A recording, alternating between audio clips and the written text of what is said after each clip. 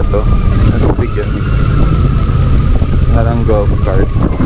Laki. Malaking vehicle. So yan, dito tayo tayo sa Ansel Grass. So wala masyadong blooming dito, pero yun, yung mga tanim din nila nag-blooming din naman. Ibig sabihin yung flowers wala masyado, pero yung na yan, yung mga gardening nila, yung landscape, green na green. Actually ito yung the best subdivision dito sa side na to ng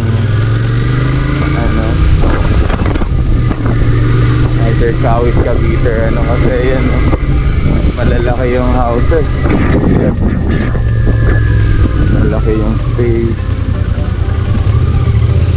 inopen na nila. Yan lang yung kulang, yung mga commercial building siguro,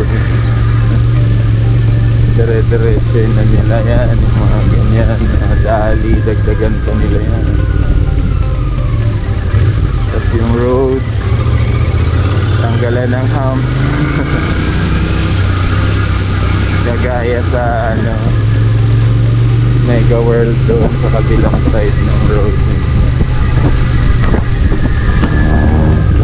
Kabilang side ng John Street. Wala masyadong hump, so nakakaharurot ka. Hindi dati wala tong hump, so nag-start sila. Kasi ginagawang karera dito, naghaharurutan. Kaya nilagyan nila ng hump.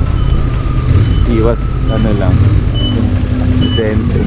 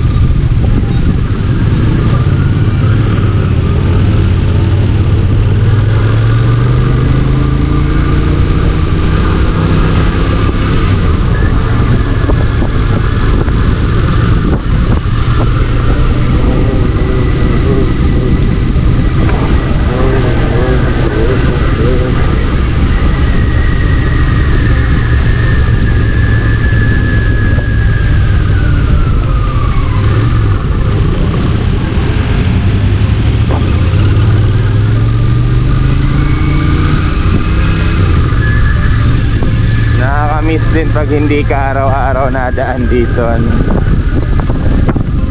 pag hindi everyday. Dati everyday kasi nadaan dito wala kang choice, kundi dito ka lang dadaan. Ngayon may choice ka na.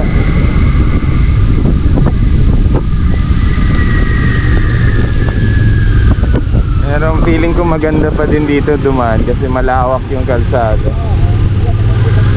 kumpara doon sa malayo lang talaga. Sobrang lapit mo na doon dito medyo malayo-layo ka pa.